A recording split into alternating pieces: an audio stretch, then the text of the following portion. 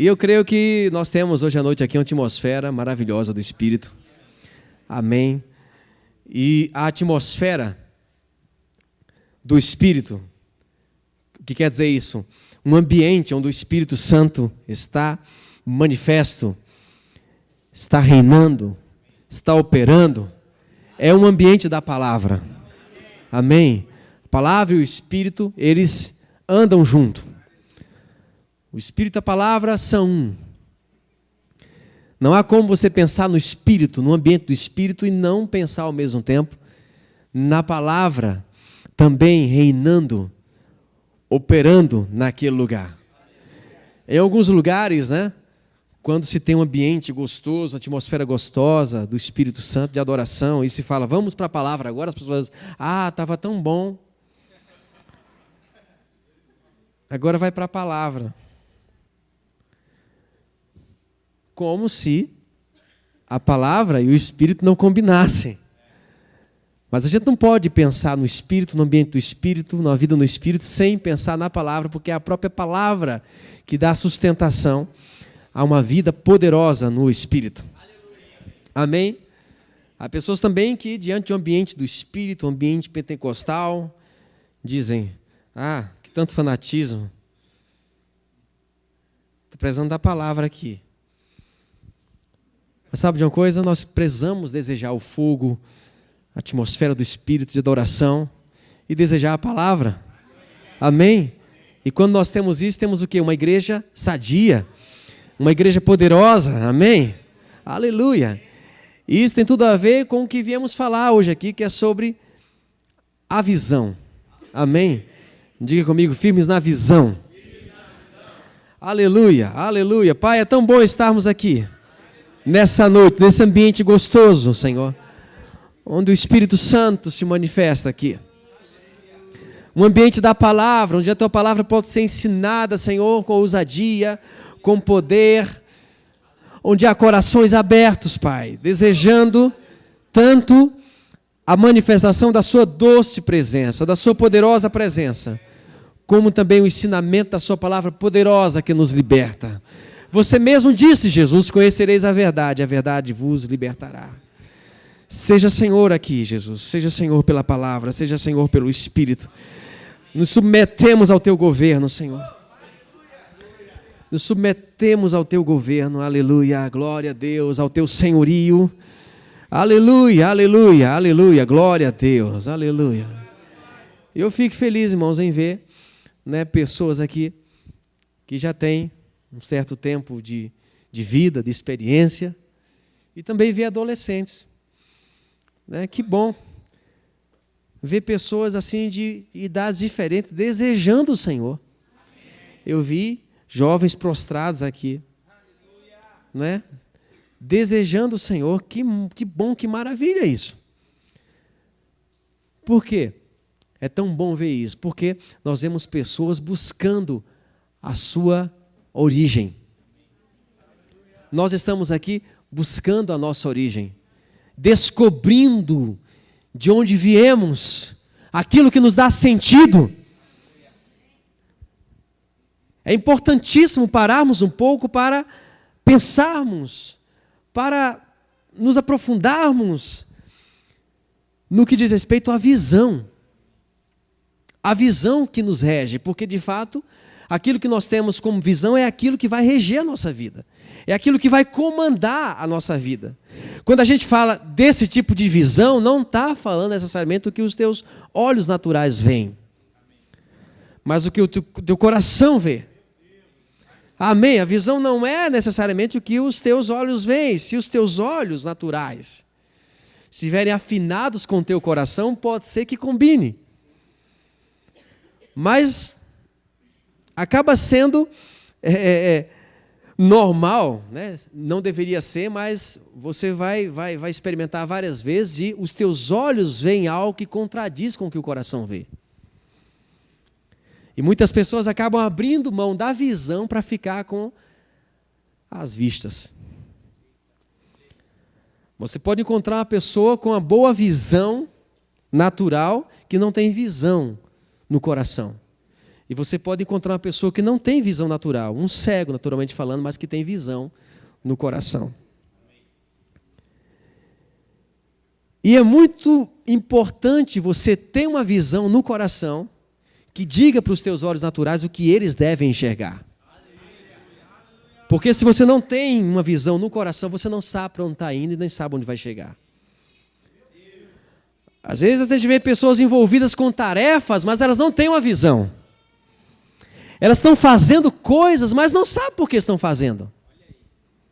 Elas estão dizendo coisas, mas nem sabem por que estão dizendo. Por quê? Não há uma visão que reja as palavras, as ações. Isso é imprescindível para você ter uma vida de sucesso. Você tem que ter uma visão. Amém. À medida que você vai se descobrindo como ser humano, é importante você ser ensinado sobre visão. Amém. Quando você chega à idade de escolher um namorado, você precisa ter uma visão para aquilo. Quando você decide casar, você precisa ter uma visão para isso. Você tem que casar sob uma visão. Já vi pessoas entrando em casamento que por dentro ela sabe que não está no caminho certo, não está fazendo a coisa certa. Sei lá por que continuam insistindo. Talvez tenha medo de ser a última chance.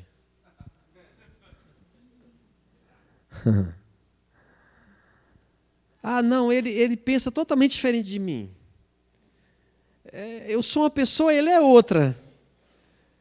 Os sonhos nossos são totalmente diferentes um do outro. Eu nem sei por que eu estou casando com ele, mas é assim mesmo, né? Bem-vindo às diferenças. Sim, Deus criou as diferenças, mas as diferenças devem ser regidas por uma visão. Ser diferente não quer dizer ter necessariamente visões diferentes. Duas pessoas casadas, cada um com a visão, não é o projeto de Deus para um casamento. No casamento tem duas pessoas diferentes, sim, mas sob uma mesma visão. Na igreja, nós temos que ter pessoas diferentes. Ter uma visão só não quer dizer todo mundo igual. Porque Deus não criou isso. Deus criou a diferença. Uma das definições do próprio Cristo é a multiforme sabedoria, graça de Deus. Mas ter diferenças, né, entre nós não quer dizer termos cada um uma visão. As diferenças devem ser regidas por uma visão. Porque quando as diferenças são regidas por uma visão, nós não somos independentes, nós somos interdependentes. Quando cada um tem uma visão, o que é que isso gera? A independência. Ninguém depende de ninguém. Cada um está seguindo o seu caminho. Mas quando todos estão sob uma visão, nós temos o que? A dependência. O que quer dizer isso? Como ser humano, eu tenho um jeito, eu tenho um dom, eu tenho uma personalidade, eu tenho uma visão pessoal para a minha vida, mas essa visão pessoal não funciona sem estar atrelada a uma visão coletiva. Toda visão individual, pessoal, ela precisa estar conectada com a visão maior que ela, uma visão coletiva. Toda visão individual, ela depende de uma visão coletiva, porque a visão coletiva, ela rege. Assim como um maestro rege uma orquestra. Ela rege num só ambiente, para um só propósito. A multiversidade de dons e talentos, de habilidades, para um só propósito. Amém? É só você olhar para uma orquestra, você vai ver diversos instrumentos, diversos instrumentistas, mas todos com uma só visão. Eles não estão ali para cada um tocar uma partitura diferente, uma música diferente. É uma só música, cada um fazendo a sua parte. Cada um executando aquilo que lhe cabe. Mas com um só propósito. No final é como se fosse uma só música. Embora haja vários instrumentistas ali tocando junto. Então podemos ter uma igreja com 10, com 100, com 1000 pessoas, mas se tiver uma visão, vai ser como uma música tocada por uma linda orquestra. Aleluia. Então não importa se você é primeiro ou terceiro violino. Você tem o seu papel. E você está dentro de uma visão. O problema é quando o terceiro violino quer ser o primeiro violino. Aí vai ter problema. Não importa se você é o trompete que vai fazer um solo ou a tuba que só vai fazer um acompanhamento. Sem você não é a mesma coisa. É só você fazer a sua parte dentro da visão. Quando nós entendemos a visão, nós nunca vamos dizer assim: a igreja cresceu, não precisa mais de mim. Quando você entender o que é uma visão, você vai dizer: a igreja cresceu, agora eu sou mais importante do que nunca para essa igreja. Quando nós entendemos uma visão, nunca vamos dizer: a igreja cresceu tanto que nem precisa do meu dízimo mais.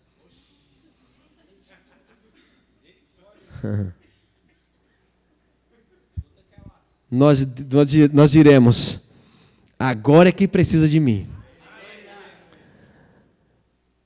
Porque sem você não tem a mesma harmonia.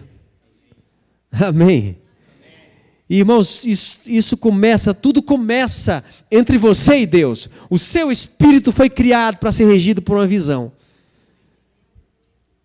E essa visão diz respeito ao governo de Deus sobre o teu coração, sobre o teu espírito. A grande desgraça da humanidade é porque o ser humano perdeu como indivíduo o governo de Deus sobre o seu espírito. Aí quando se fala de submissão, as pessoas logo se assustam, logo se rebelam contra esta palavra. Porque o governo de Deus sobre o ser humano foi trocado pela opressão do diabo sobre a mente humana. Aquilo que deveria ser o reino se transformou no império. Ao invés de livres, nos tornamos escravos. Então, submissão passou a ser o quê? Escravidão. Autoridade passou a ser o quê? Domínio. Em um sentido deturpado, um domínio que anula. Mas aí Jesus vem dizendo: vem a mim, você que está oprimido, sobrecarregado, e eu aliviarei você. O ambiente, irmãos, de governo, de autoridade, não tem que ser um governo de opressão. Quando é segundo a visão de Deus, é um ambiente de liberdade. A visão liberta você. Estar submisso a uma visão liberta você, liberta o seu dom, não oprime você. Então o conceito de que governo é opressão não vem de Deus, vem do diabo, porque nós estávamos no império. Eu digo estávamos porque Colossenses 1,13 diz: ele nos libertou. Aleluia! Eu estou tão feliz porque diz: ele libertou. Não diz, opção 1, ele libertava. Libertou e libertava, essas duas palavras estão no pretérito, estão no passado. Mas um é passado perfeito e outro é passado imperfeito. Passado imperfeito é uma ação que estava sendo realizada. Se dissesse ele nos libertava, quem garante que Deus tinha terminado? Porque tem irmão que você encontra, parece que ele está assim, no processo de saída do império das trevas. Né? Como é que está, irmão? Estou quase lá. Jesus libertou, não, você não, ele está quase conseguindo, porque pensa no carrego que sou eu. Aleluia! O poder que tirou Jesus lá do fundo do poço, quando ele foi se encontrar com você, tirou você junto. Aleluia! Então, pretérito perfeito quer dizer uma ação completamente realizada. Ele nos tirou. Oh, glória a Deus! Do império das trevas. E nos libertou para o reino. Então, ser liberto por Cristo não quer dizer estar ausente de governo. Quando a gente diz estou livre da lei, isso não quer dizer que você não tem lei para seguir. Nós estamos livres daquela lei externa, da lei que tinha que ser escrita numa tábua, porque ela não estava dentro da gente. E nós não fomos criados para sermos regidos por algo de fora para dentro. Isso nunca ia dar certo. Porque de fora para dentro está falando com a sua carne. E a carne está sob o domínio das trevas. Porque a carne nada mais é do que o corpo sob o comando da mente sem o governo do Espírito. O que é a carne? É o seu corpo sob o governo da mente desgovernada. Então, carne necessariamente não quer dizer corpo. Porque tem gente que acha que não pode adorar a Deus por causa da carne. Não pode, eu não consigo me submeter por causa dessa carne. Essa carne. Mas essa carne pode virar instrumento de justiça. Paulo diz em Romanos 6, aquele mesmo corpo que você usava. Romanos 6, Paulo diz, o mesmo corpo que você usava para pecar, use ele agora para ser santo, como instrumento de justiça. Então, entre o seu espírito e o seu corpo está a sua mente, irmãos. Ser salvo não quer dizer ter anulação da mente. Uma das ferramentas mais poderosas que Deus te deu é a mente. Estar submisso não quer dizer você ser anulado. A verdadeira submissão liberta você, porque te dá uma visão.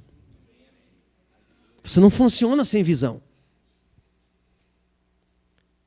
Então, a lei escrita em tábuas falava com você de fora para dentro, com a mente desgovernada, com a mente descontrolada. Nessa condição, Jeremias diz, o coração do homem é enganoso, porque o homem tinha morrido no espírito, desligado-se da fonte original, da visão. Aí Deus disse, tem nada não, eu lhe darei um novo coração. Eu colocarei um novo coração em você. Quem sabe que aconteceu isso já? Quando aconteceu isso? Quando Ele nos libertou do império, do domínio das trevas. Aleluia, Ele nos deu um novo coração. Esse coração está de novo reconectado a Deus. Você pode perceber isso nessa noite, que o teu coração está ligado a Deus de novo? A fonte. Aleluia.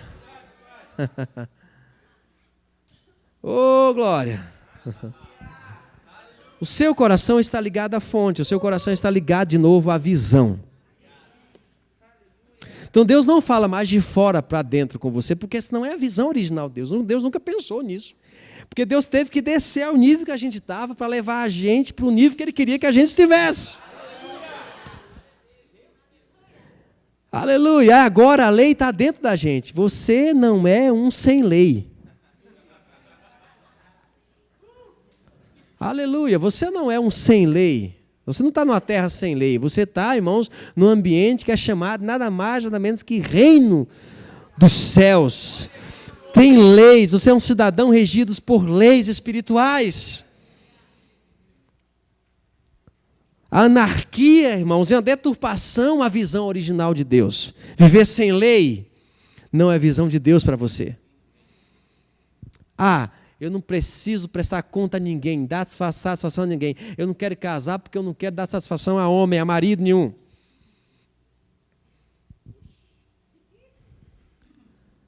Eu não quero ter patrão não porque eu não quero dar satisfação a ninguém. Se você não quiser ter patrão porque quer ter uma empresa, quer ser autônomo, correr tua carreira, tudo bem. Mas se for com a intenção errada, a motivação errada, você tem que ajustar isso. Não é muito popular falar sobre isso não, né? Mas vamos lá. Muita gente está dizendo aí, não, esse negócio de igreja, de congregar, não. Cada um está livre para congregar do jeito que quiser na sua casa. Na verdade, isso é uma fuga. É uma fuga. Pessoas estão fugindo daquilo que de fato elas deveriam submeter-se. Né? Ao invés de correr para isso, estão correndo disso. Que é o que? Está submisso a uma visão que realce, que desperte a visão interior que há dentro de você. Então, na cabeça de Deus, na ideia de Deus, estar submisso à liderança serve, aleluia, para realçar a liderança de Deus dentro de nós, no nosso espírito, no nosso coração. Se você for olhar em Efésios 4, diz que Ele concedeu dons aos homens. E diz que Ele concedeu, né? Ele concedeu dons aos homens, à raça humana. E Ele concedeu uns para apóstolos, profetas, evangelistas, pastores e mestres. Digam comigo, apóstolos. Vocês lá de trás não estão dizendo. Digam comigo, apóstolos, profeta, evangelista, pastor, mestre. Essas pessoas não são os únicos detentores dos dons. Efésios 4 diz que ele concedeu dons aos homens e a uns eles concedeu que fossem esses que acabamos de dizer. Para quê? Para despertar todos que receberam os dons. Ele diz para que conduza o corpo de Cristo à perfeição, para que eles desenvolvam a obra do ministério. Diga, eu tenho um ministério. Você tem que falar como quem acredita. Desse jeito você não acredita. Diga, eu tenho um ministério. Diga, eu tenho uma obra para realizar. Sabe por que você vem para a igreja, por exemplo? Porque essa obra, esse dom, esse ministério que tem dentro de você, precisa desses dons que Jesus concedeu a alguns. Para que você descubra e para que você desenvolva e para que você seja aperfeiçoado na realização desse dom individual, pessoal que você tem. Então a igreja é um lugar de maximização de dons, de despertamento de dons. A igreja não é um lugar onde todo mundo vai virar pastor. Não, não é isso. A igreja é um lugar onde pessoas serão descobertas nos seus chamados ministeriais, sim, nos ofícios, sim, é verdade.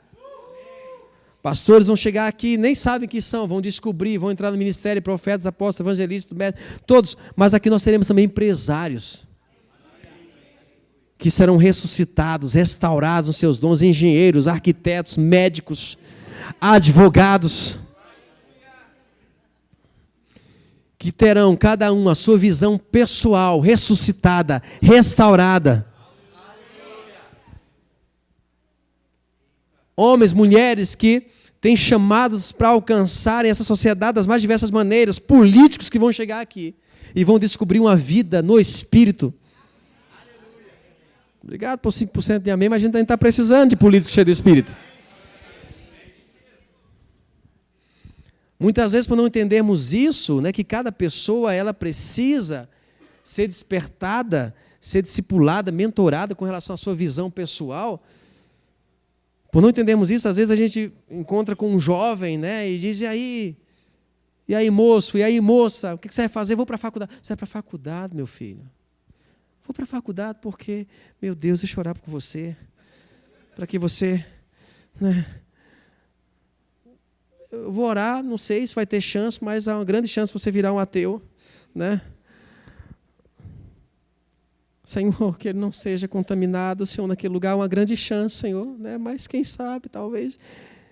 Então a gente passa uma visão de que os nossos jovens, por exemplo, são menores que o mundo. Parece que eles não têm uma visão capaz de fazê-los vencedor. Parece que eles não têm como ter uma visão da vida, do mundo, capaz de levá-los a uma vitória. Ou seja, meu filho, se você, né, você não é pastor, não, eu vou fazer uma faculdade, eu sou médico. Que pena, né?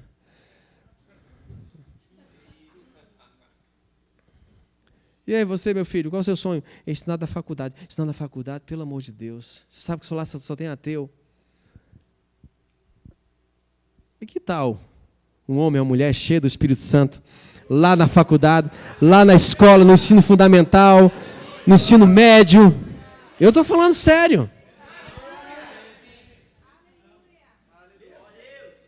Então parece que se você se converteu e não vem morar na igreja, não tem grande chance para você.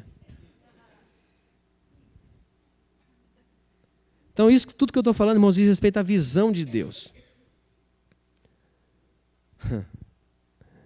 Deveríamos dizer, é isso aí, meu rapaz, você vai para a faculdade, é isso. Você vai ser um ministro de Deus lá, você vai ser a diferença para a sociedade, você vai triunfar. Deixa eu orar por você agora, deixa eu impor as mãos, Senhor, dá a capacidade para ele, Senhor, que ele seja cheio do Espírito Santo, eu ministro a nova unção, e não mostrar que ele é menor, incapaz. A visão de Deus, quando você a descobre, te faz capaz para realizar aquilo que Ele diz que você é, e a igreja deve ser um ambiente para maximizar isso. A Bíblia diz que os apóstolos, profetas, evangelistas, mestres vão conduzir as pessoas que receberam dons de Jesus ao aperfeiçoamento, ao crescimento, à maturidade, até a estatura do varão perfeito. Jesus, nós cresceremos em busca dessa perfeição que há em Cristo. Estou sendo claro? Cristo, irmãos, é o ser humano exemplo para nós hoje. Adão deveria ser esse padrão, o primeiro Adão. Deveria ser o padrão do que quer dizer um ser humano governado por dentro. Mas Adão se tornou incompetente para nos mostrar isso. E porque ele caiu, a vida virou ao avesso. Passamos a ser governados pela carne, pelos sentidos, pelas vistas. A gente quer escolher o curso que a gente vai fazer na faculdade, a gente não busca no coração a visão para aquilo. A gente vai procurar qual que dá mais dinheiro, qual que está na moda. Sim, podemos buscar pessoas para nos ajudar, cursos vocacionais, mas antes de qualquer coisa, você tem que buscar no coração qual é a visão que me rege, porque eu estou fazendo o que eu faço. E a igreja não deve ser um lugar que inspira mediocridade, mas que inspira excelência. Excelência. Alguns, e quem sabe, até dos que estão aqui, foram chamados por Deus para até estar no ministério de tempo integral. Eu falo de pessoas que não estão ainda. Viverem do ministério no sentido de pregador, de mestre da palavra, mas a maioria que está aqui não foi chamado para isso. Normalmente, quando eu falo isso, não tem amém, é assim mesmo. A Bíblia diz em Efésios que alguns foram chamados. E esses alguns foram chamados para inspirar os demais. E quem sabe, alguns aqui foram chamados para estar no ministério integralmente, talvez até fora do Brasil, em outras nações. Mas alguns. Outros vão estar em outras nações, talvez não como ministros, como pastores nesse sentido, mas como médicos, como engenheiros, talvez como médicos sem fronteiras, quem sabe? Talvez como líder de uma ONG, talvez como um político lá em Brasília, um deputado federal, um deputado estadual, um vereador, um prefeito, um governante, mas realizando a visão de Deus para a vida deles.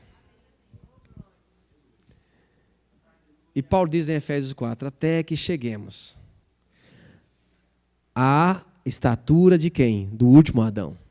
Então, aquilo que o primeiro Adão se tornou incompetente para nos mostrar, o segundo Adão é competentíssimo. Então, Jesus, ele é o padrão de excelência que nos inspira diariamente. Olhando para ele, você vai ser quem você foi criado para ser. Então, existe um dom dentro de você, um chamado e uma visão que rege esse dom e esse chamado. E Deus te chama para estar submisso a lideranças que vão ativar, que vão maximizar. Ou seja, a liderança de Cristo, como Adão não conseguiu conduzir a humanidade numa rota de evolução. O patriarca Adão, imagina. Quando nós lembramos de Adão, não lembramos dele de alguém que viveu uma vida de excelência, que está vivo até hoje. O patriarca Adão e toda a família humana vivendo a vida de Deus que Adão nos ensinou. Não, é tudo ao contrário. Adão caiu, como você sabe, a vida virou uma desgraça. Mas Jesus veio mudar essa história. E ele foi ao encontro da nossa mediocridade, ele caiu na masmorra da nossa desgraça. Mas ele não ficou lá, ele foi para te tirar de lá, ele só foi para isso. Não adianta você ficar lamentando, né? Jesus morreu, coitado de Jesus, obrigado, Jesus, por você ter aceitado vir e morrer. Sim, mas termine a história. Ele não veio para ficar lá. Jesus só morreu, porque ele tinha que pegar você lá e tirar você de lá.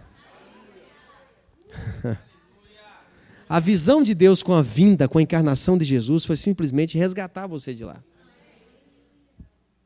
Ele ressuscitou. Por isso Efésios 2,6 diz que nos ressuscitou juntamente com Ele. E nos assentou lá no trono.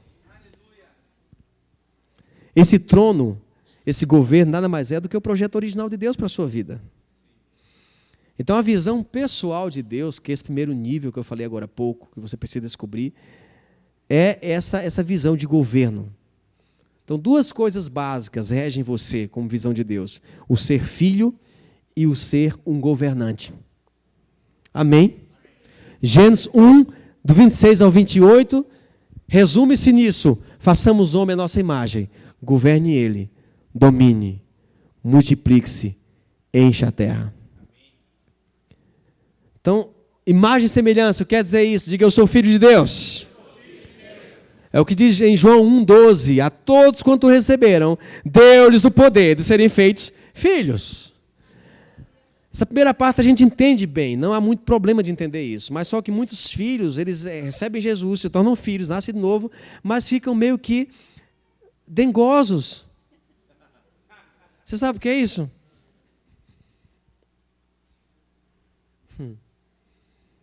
Nasce de novo, agora fica todo indefeso, todo se sentindo todo super protegido.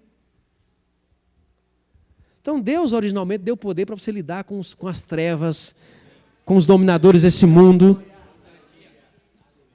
Irmão, isso é muito sério isso que eu estou falando. Porque quando nós não temos visão, esse nível de visão pessoal, até do diabo você tem medo.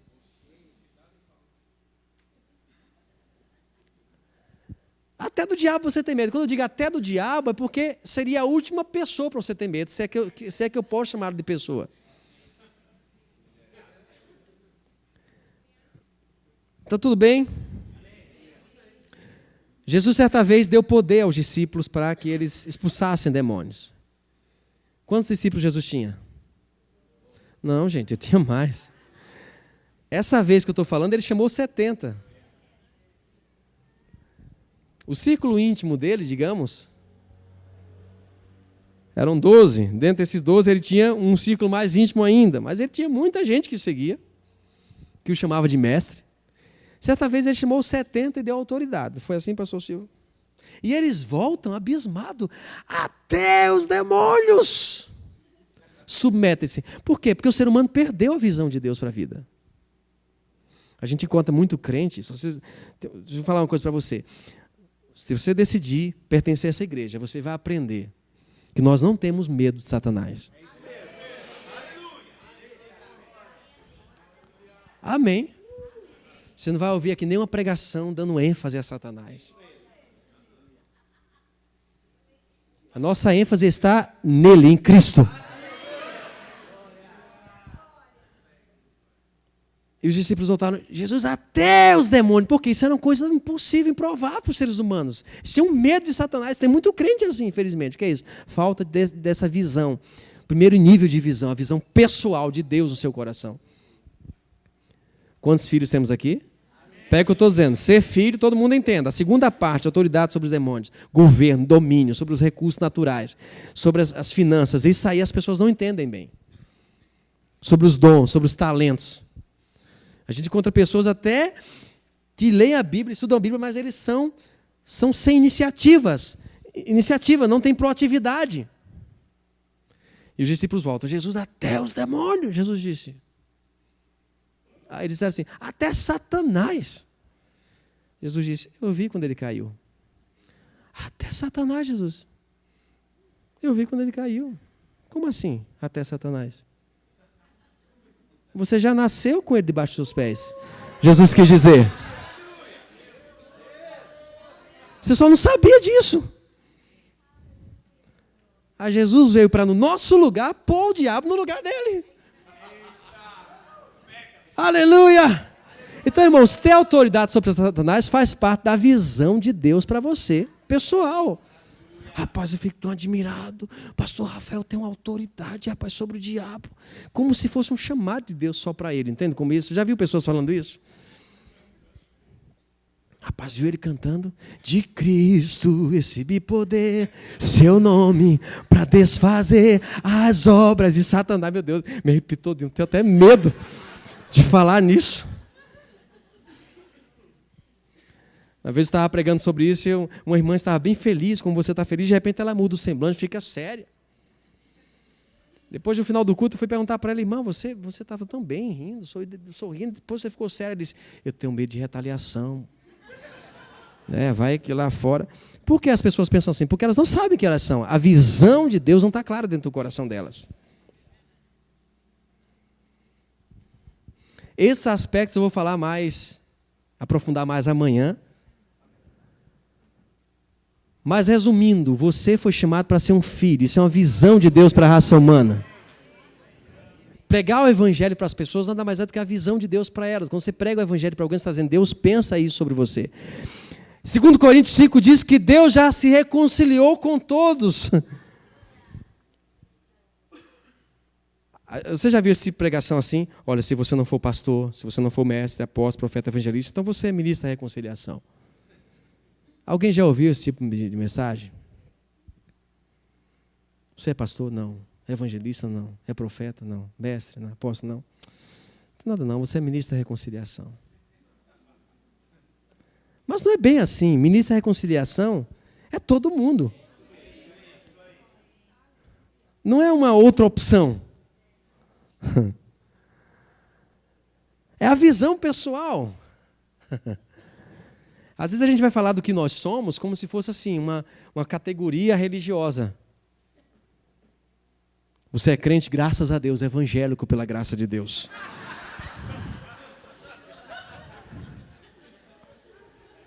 Aí no final das contas, o que é que a gente encontra? Muito evangélico que não é salvo. E muito salvo que não é evangélico, olha. E aí? Então você tem que passar com uma visão para as pessoas. A visão de Deus é essa. Você nasceu para ser filho dele. Vamos resolver isso. Vamos ajustar os ponteiros. Paulo diz, preguem para as pessoas que está tudo bem entre elas e Deus. Aquele que não conheceu o pecado, Deus o fez pecado por nós, para que nele fôssemos feitos justiça de Deus. É isso que diz 2 Coríntios 5. Aleluia! Quem é a justiça de Deus aqui? Você tem coragem de chegar para um pecador? Você sabe que ele está pecando e dizer, ei, na cabeça de Deus você é a justiça dele. Você tem coragem? Você vai dizer como essa pessoa vai fazer para possuir isso, para viver essa visão. Você vai aprender nessa igreja que você não é pecador. Não, mas entenda bem, Manassés, eu não concordo bem com isso, né? Não é questão de concordar ou não. Visão não se negocia. Não se negocia visão. Você vai trabalhar numa empresa, você vai trabalhar na Nestlé. Aí a pessoa vai passar lá para você qual é a filosofia da empresa, a visão. Você vai dizer, não, eu não concordo bem dessa forma, não. Na verdade, ela vai dizer, não estou perguntando se você concorda, não. Você quer estar aqui? Eu quero trabalhar, então. Essa é a nossa visão. Você sabe quando uma pessoa vestiu a camisa e você sabe quando ela não vestiu a camisa. Pega-se no ar quando a pessoa não tem a visão. Uma mulher, por exemplo, que fala mal para as amigas do marido, está incluído naquilo que Jesus disse, um reino dividido contra si mesmo, ele não subsiste. Uma pessoa que chega no espelho e chama ela mesma de feia, e fica falando mal dela mesma, é um reino dividido contra si mesmo. Você está trabalhando contra você mesmo, está fora da visão. Certa vez eu estava no supermercado e tinha uma moça fazendo degustação de um refrigerante sem açúcar, um refrigerante zero.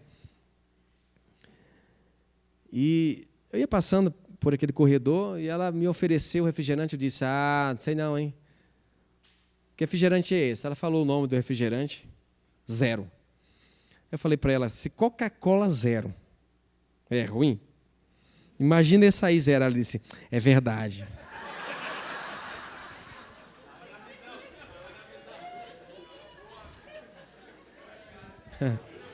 Olha só. Coitada dessa empresa. Quebrou. Já era. Então, falando desse nível de visão pessoal, quando você contradiz o que Deus disse, mesmo que seja em nome de uma humildade,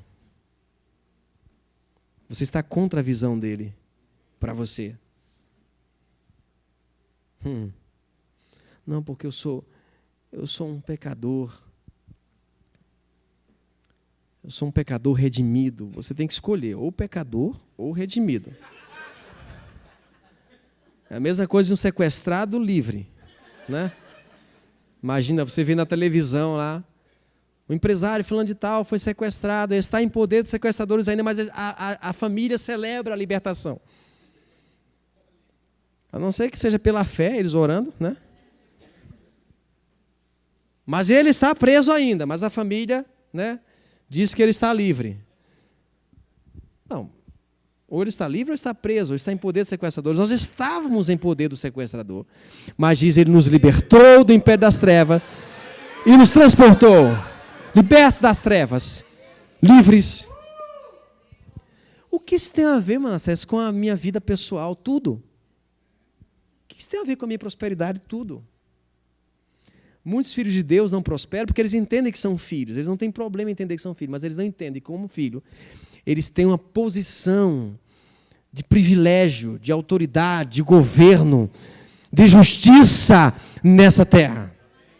E enquanto você não entender isso, a sua vida não vai funcionar 100%. Então tem pessoas que cantam música errada e nem sentem. Tem pessoas que fazem confissão errada, elas nem percebem. Por quê? A visão não está clara. Quando a visão pega você, querida, você fica como um antivírus. Tem um monte de rádio gospel que você nem vai conseguir ouvir.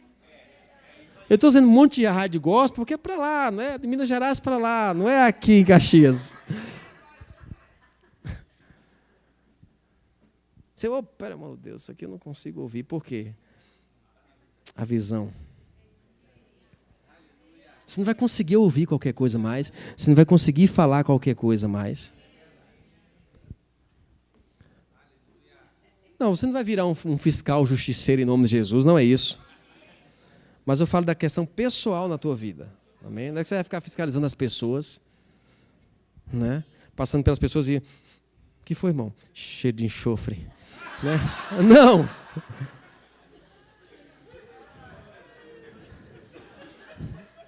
A visão de Deus em você, ela não... Quando a visão se torna forte em você, ela não anula a natureza da visão. Então, a natureza da visão, ela sempre é compaixão e amor. Amor e compaixão. Diga amor e compaixão. Diga compaixão e amor. Então, Jesus era a visão de Deus em pessoa, mas ele era movido por compaixão. Mas você vai ser firme, como Jesus foi. Jesus andava em amor, irmãos, mas ele era firme com quem se levantava contra a visão. Ele tinha elogios como raça de víbora e sepulcro caiado, para pessoas que faziam questão de falar contra a visão, explicitamente, deliberadamente. Então você não pode, irmãos, em nome, né, da política da boa vizinhança, aceitar qualquer coisa, andar com qualquer pessoa. Você deve ser um influenciador de pessoas. Mas você tem que saber quem você vai chamar de amigo íntimo, de discípulo. Amém? Você não pode ser o chato da família. Ninguém te convida mais para feijoada porque você quer dar sermão o tempo todo. Mas as pessoas precisam saber que você tem uma visão. Você não pode estar dizendo o tempo, não, tanto faz, tudo bem. Eu sou eclético. É eclético coisa nenhuma. Então Jesus era cheio de compaixão, amor, mas as pessoas sabiam no que ele cria, qual era a visão dele. E quando pessoas insistiam com ele, de contradizê-lo com outra visão, ele era firme. E como eu disse, alguns elogios, que talvez você não queira ouvir. Deus me livre, Deus me chamar de sepulcro caiado. De raça de víbora, não é verdade? É importantíssimo você ter essa visão pessoal de Deus para você. Deus não escolheu uns para serem pecadores e outros para serem justos. Em Cristo você foi predestinado para ser santo, para ser justo. Em Cristo. Se você está em Cristo, você revestiu-se da predestinação de Deus. Amém? Qual o caminho da predestinação? Está em Cristo. Você está em Cristo? Então você é filho. Mas uma vez que você é filho, Deus não está anulando teus dons, teus talentos, tua ousadia, tua proatividade. Amém? Você era uma pessoa ousada, agora se converteu, está todo com medo agora. Não, entreguei tudo para Deus, entreguei meus dons, entreguei minha empresa. Decidi morar na igreja agora. Não, Deus precisa de você ousado, intrépido, naquilo que Ele chamou você para realizar, no teu dom, no teu talento, no empreendimento que Ele te confiou, amém? No ministério que Ele te confiou. Mas isso tem nada a ver, irmãos, com uma posição de passividade. Tem um monte de filhos de Deus passivos em nome de Jesus. Você está assim, irmão? Estou esperando em Deus. E Deus esperando em você. Em muitos lugares, viver pela fé é sinônimo, irmãos, de vida irresponsável. Deixei de trabalhar. Agora estou vendo pela fé. Vamos estar na sua casa amanhã, irmão. Amém. Trago o almoço junto com você, para a gente celebrar. Porque tem essa ideia, Deus está no controle, e eu agora estou nas mãos dele. O controle de Deus na terra, irmãos, ele é exercido através da tua vida. Aleluia, claro, Ele é Senhor sobre a nossa vida. Cada dia é um dia de milagre, cada dia é um dia do senhorio do Senhor na nossa vida. Mas isso através de uma conexão do nosso espírito com o poder dEle, não de uma vida passiva, letárgica. Ter uma visão significa ser proativo, ser posicionado. Aleluia. Às vezes essa posição quer dizer orar, esperar no Senhor, sim. Mas sabendo para onde está indo, sabendo porque está fazendo o que está fazendo. Aleluia. Se você diz que tem um chamado ministerial, e o tempo para estar nesse chamado não chegou, então faz o que te vem para fazer. Se é faculdade, vai fazer a faculdade, não tem problema. Ah, porque eu tenho um chamado para ser pastor. Chegou já o tempo. Não, vou ficar esperando em casa. Eu ia fazer para a faculdade, mas nem vou fazer porque eu sou pastor. Você vai ficar o quê? Eu vou ficar em casa. Fazendo o quê? Dormindo? E jogando videogame?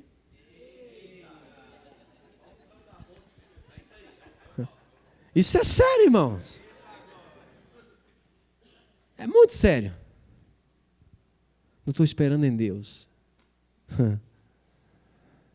Muitas vezes esperando em Deus, na verdade, é uma baita de uma preguiça que precisa ser extirpada, exorcizada.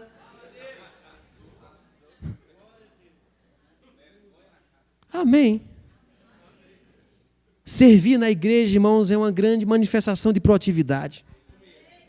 Você pode ser diácono, irmão. Pastor, infelizmente eu não vou poder, porque o meu chamado é ser pastor. Eu não conheço escola melhor para um pastor do que o diaconato.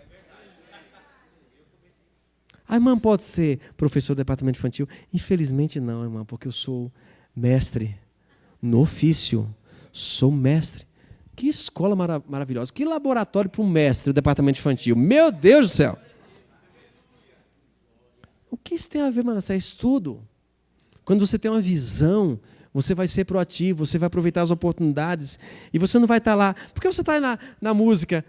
Não tinha o que fazer, né? Não chegou meu tempo ainda, eu vou ficar aqui na música. Então eu nem quero você. Eu liderei música durante um tempo e quando alguém vinha com esse papo, não vou ficar aqui porque não chegou o meu tempo, dizer, então não vem para cá. Só quero que você esteja aqui se você entender que isso aqui é parte na caminhada. É uma etapa na tua jornada. Amém. Você está fazendo rema porque eu nem preciso fazer o rema, nem sei porque eu estou aqui, mas o pastor falou para eu estar, né? Eu sou submisso, é coisa nenhuma. Você é um rebelde enrustido.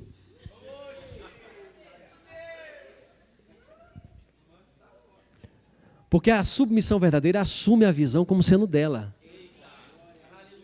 Quando você assume a visão, que é outro, já estou entrando no outro nível. Existe a visão pessoal e a visão coletiva. Quando você submete a visão coletiva, você assume a visão como sendo sua.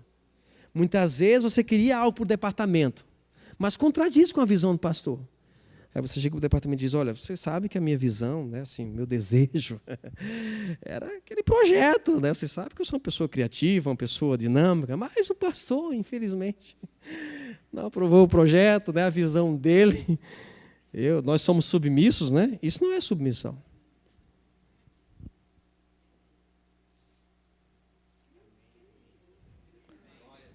Submissão é se você disser, nós tínhamos aquele projeto lá, né? Mas sabe, a visão do pastor, né? É essa aqui e é a nossa visão. Vamos pegar junto, é assim que a gente vai fazer. Ele é um homem guiado pelo Espírito. Então, olha, nós tínhamos aquele projeto, mas vamos pegar o projeto do pastor, que é bem melhor. Ele passou isso aqui, depois a gente, né, vê o que é que faz, vamos pegar junto com ele, é isso aí, com alegria. Não é você falar em nome do pastor e ficar com aquela cara que todo mundo sabe que você, né? Está deprimido. O que é que foi? Não vou falar. Eu não quero expor, né, a liderança. Né?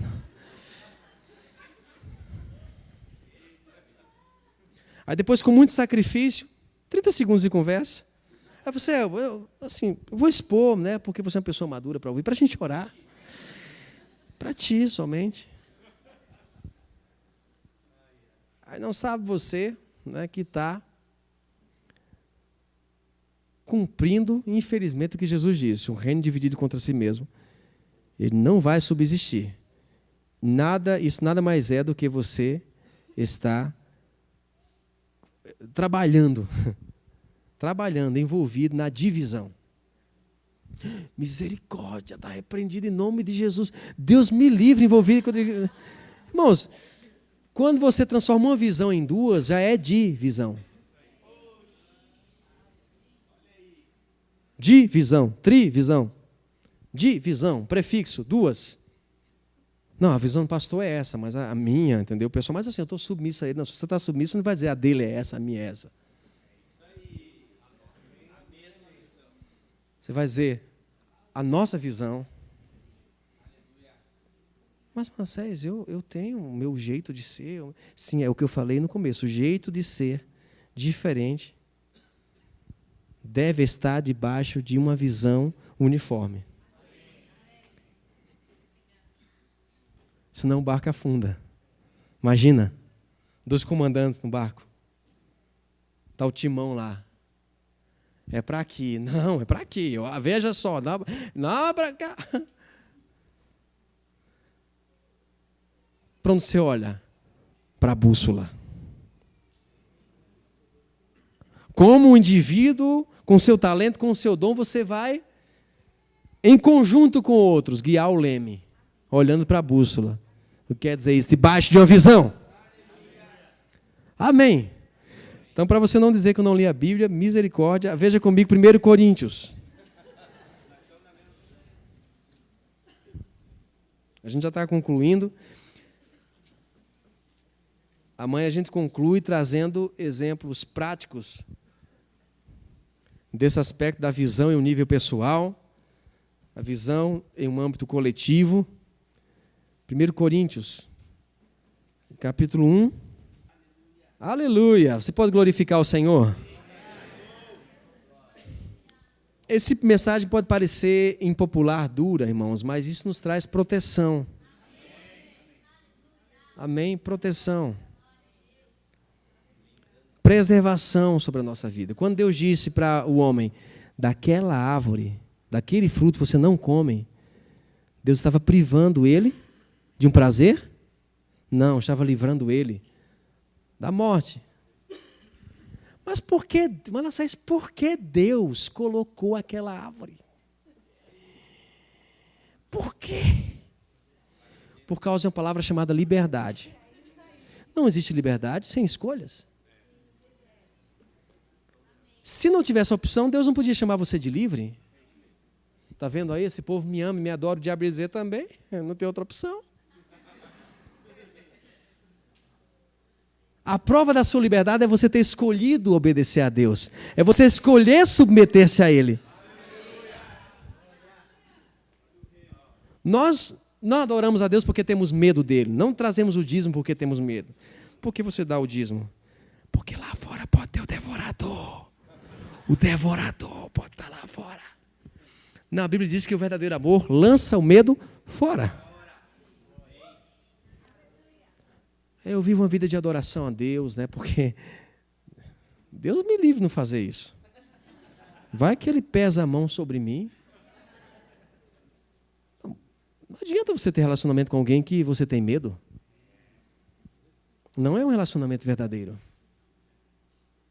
Se adorar um Deus que você tem medo dele te matar, dele colocar uma doença no seu filho, eu não quero esse Deus. Eu amo um Deus que eu não tenho medo dele. Ele não vai me fazer o mal. E quando Ele põe leis para eu seguir, é porque Ele me ama, Ele quer me proteger, assim como eu faço com o meu filho. Um ambiente sem leis é um ambiente com uma falsa liberdade. Você pode fazer tudo, é uma balela. Uma hora ou outra você vai cair no abismo, vai morrer cedo. Você não pode fazer tudo, porque a liberdade tem um preço. E esse preço tem um peso. Mas quando você é livre de verdade, você tem prazer na obediência, na submissão, porque isso vai te manter vivo. Amém? Imagina você dizer, eu sou livre. Esse negócio, não põe o dedo na tomada. Eu sou livre, então põe. Eu sou livre, esse negócio de lei de gravidade. Atrai o corpo ao chão. Eu sou livre, então pula do prédio.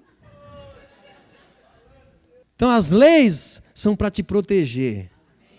As leis são para te resguardar. E a visão, ela tem sims e tem nãos também. A visão, irmãos, um lugar que tem uma visão não é um lugar de libertinagem. Gosto tanto da visão daquela igreja, qual é? Lá pode fazer tudo. Lá crê em tudo. Deus me livre desse lugar. Você pode pregar o que quiser lá.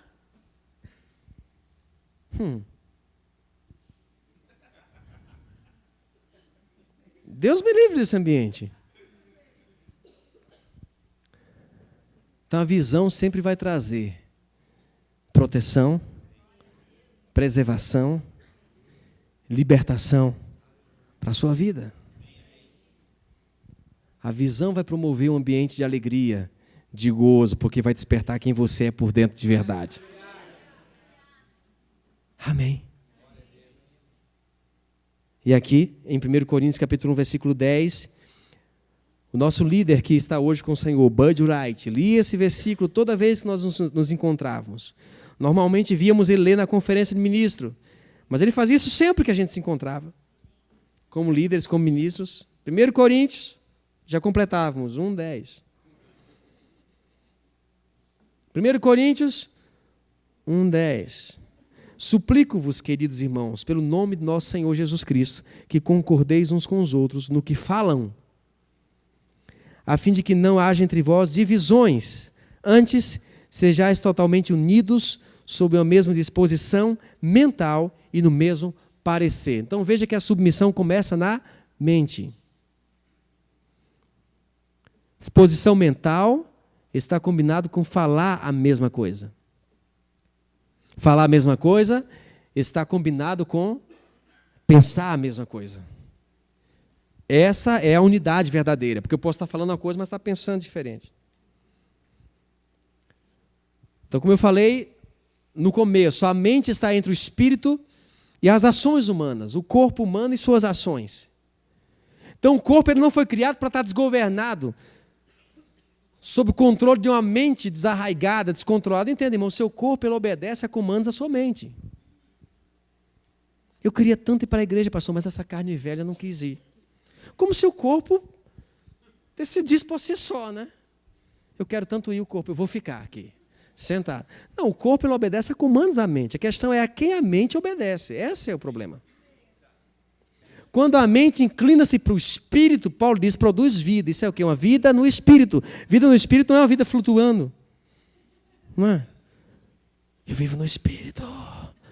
Você encontra a pessoa na rua e vai falar com ela em português. Boa tarde, pastor Rafael. Não é o caso, só exemplo. Boa tarde, pastor Rafael. Boa tarde, pastor. Eu só estou falando em português para dizer que eu não vou mais falar em português. Por que isso, irmão? Porque agora eu estou vivendo no Espírito. Não viver no Espírito é conseguir materializar na carne as intenções, a visão, o potencial do coração. Você conhece um ser humano que viveu uma vida no Espírito mais do que Jesus? Estou certo disso? Paulo viveu, Jesus mais. Mas é o ser humano que mais gostava de gente, que mais estava perto de gente que não prestava. A igreja de Jesus era da pesada. Com certeza você hoje se escandalizaria com a igreja de Jesus. Rapaz, você viu a igreja de Jesus, qual é? Jesus, aquele cara lá que cura é. Rapaz, a igreja dele é da pesada. Rapaz, tá. Tem bandido, prostituta. A galera. Tem até torcedor do... Por quê? Porque Jesus mudava o ambiente, mudava as pessoas, vivia no Espírito. Então, vida no Espírito é quando a mente está submissa à lei, à visão do coração para a vida humana. Mesmo quando você errar, quando falhar, que a área não renovada da sua mente, isso é andar na carne, é quando o corpo desobedece ao comando do Espírito, você entende isso, se arrepende e restaura as rotas. Por quê? Porque você tem uma visão para a vida. Estou certo ou não? Você vai daqui para Curitiba com um mapa. Algumas pessoas não sabem bem usar mapa, e de repente coloca sem cabeça para baixo, né? Aí vai na rota errada, aí para num posto e diz, olha, eu não estou conseguindo. Ao invés de sentido norte, de repente descobre que está indo para o sul, em direção, sei lá, a Pelotas. Criciúma não, né? Criciúma é o quê? Leste, né? Sul. Chuí, ou Criciúma mesmo, leste. A pessoa diz, não, você está indo no caminho errado. Olha o mapa, aí coloca o mapa na posição certa lá. É aqui, ó, siga aqui. Aí você diz, muito obrigado pela informação. E continua dirigindo no mesmo sentido. Ou seja, ela não tem uma visão. Ela não sabe o que é um mapa. Quando você tem uma visão, você sabe para onde está indo. E quando você erra, você ajusta. Então, isso pessoalmente e isso coletivamente. Se de repente você está fazendo alguma coisa que está fora da visão do líder, tá bom, pastor, eu estou fora. Não é assim que eu concordo, eu estou fora. É muito fácil dizer eu estou fora. Eu quero ver você dizer, então tá bom, eu estou dentro. Aí eu vou dizer que você, como diz o Nordeste, é cabra macho. Amém? É claro que no lugar da diversidade há opiniões diferentes. Um líder sábio, ele vai ouvir opiniões diferentes, pessoas diferentes. Mas você pode ser diferente, você pode até contradizer, mas submisso a uma visão. Amém? Quando você contradiz no Facebook, é diferente. Aquele desabafo indireto no Facebook. Ele está falando com quem? Com a sogra ou com o pastor? Né? Para quem? Ele está desabafando. Aí você vai contagiar pessoas com sentimento errado. Vamos. O ambiente está tenso. Vamos. Amanhã a gente vai finalizar a noite falando lá sobre a Torre de Babel. E é tão séria a unidade que Deus disse, se deixar eles continuarem, eles vão conseguir. Quando nós estamos unidos com a visão, nada vai nos parar. Então, por isso que é bom que estejamos no caminho certo. É bom que estejamos no caminho certo, porque nada vai nos parar se estivermos unidos. Aleluia! Nada vai nos deter, nada vai impedir o crescimento, o avanço. Nada vai impedir o seu sucesso, a sua vitória, se você entender quem você é em Cristo, se você tiver uma visão ajustada, se você tiver submisso à sua liderança, junto, em unidade, aleluia, nada, absolutamente nada vai conseguir impedir. Como eu estou falando sério agora? Como vocês conseguiram? Unidade. Vai ser a resposta. Aleluia. Se tem uma visão E tem unidade com essa visão, irmãos. Nada pode impedir esse avanço. Esse lugar vai ficar pequeno, essa cidade vai ficar pequena. Aleluia! Oh, glória a Deus! Aleluia! Até a tecladista. Aleluia! Eu quero adorar Jesus com você agora. Eu me submeto a Ele. E você? Está disposto a isso? A submeter-se ao governo de Jesus, à autoridade de Jesus? Tem coisas que você vai fazer e por dentro às vezes você vai gritar, na mente, nas suas emoções. Paulo diz, faça como se estivesse fazendo para Jesus. Eu sei que a minha esposa muitas vezes não teve alegria em submeter-se a mim. Talvez em muitos momentos eu não dei para ela esse prazer, essa alegria. Com a minha imperfeição. Mas eu sei que ele olhou para mim e disse, eu estou colocando a Jesus na sua cara, no seu rosto. E graças a Deus que ela fez por Jesus.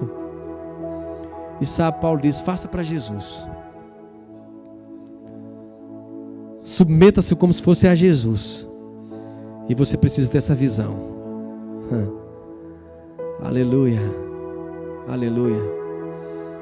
Quantos aceitam o governo de Jesus aqui, a liderança de Cristo sobre a sua vida? Isso é muito sério. Não é só o ser filho, mas é o estar submisso a uma visão, a empreender debaixo de uma visão. Não é sair, me inclua fora dessa. Não, é você incluir-se dentro do projeto. É você dizer, conta comigo, Jesus, eu vou me submeter. Eu vou me entregar, eu vou me consagrar. Eu não vou ficar fora, dizendo, não, estou cansado, não me envolva nisso, está bom demais. Você vai dizer, me renova, Jesus, me revigora, me refrigera. Oh, Senhor, nós queremos te adorar, Jesus. Queremos te exaltar nessa noite, Jesus. Queremos ficar cheios da sua presença, cheios do seu refrigério, cheios do seu gozo, aleluia. Cheios, Pai, da sua unção. Aquilo que nós não conseguimos fazer em nós mesmos, a nossa capacidade humana limitada, nós contamos com a graça, Senhor, com a habilidade do Senhor, em nome de Jesus.